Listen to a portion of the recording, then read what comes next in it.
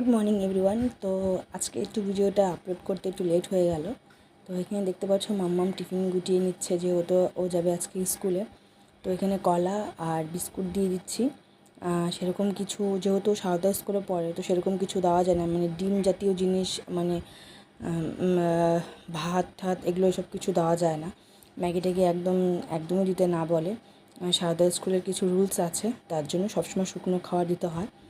তো মাম্মাম এদিকে টিফিন গুটিয়ে নিল, এদিকে স্নান টান করে চলে আসছে। ওকে তো একটু রেডি করে দিতে হয়, যেহেতু একা একাও সবটা করে উঠতে পারে না, তাই আমাকে সব কিছু করে দিতে হয়। আর তো ড্রেস পরা হয়ে গেছে, এবার আমি চুলটা বেঁধে দিব, যেহেতু এত গরম। আর চুলটা, আর ওর চুল না খুব তাড়াতাড়ি বেড়ে যায়, যত তাড়াতাড়ি মানে ওই বেশি দিন টাইমই লাগে না, চুল কাটলে পরে খুব তাড়াতাড়ি চুলটা খুব তাড়াতাড়ি বেড়ে যায়। তো এখানে ওকে চুলটা বেঁধে দিচ্ছি, যেহেতু প্রচণ্ড গরম পড়েছে। এদিকে বৃষ্টি নেই, কিন্তু মেঘলা ওয়েদার, তাও প্রচণ্ড গরম। আর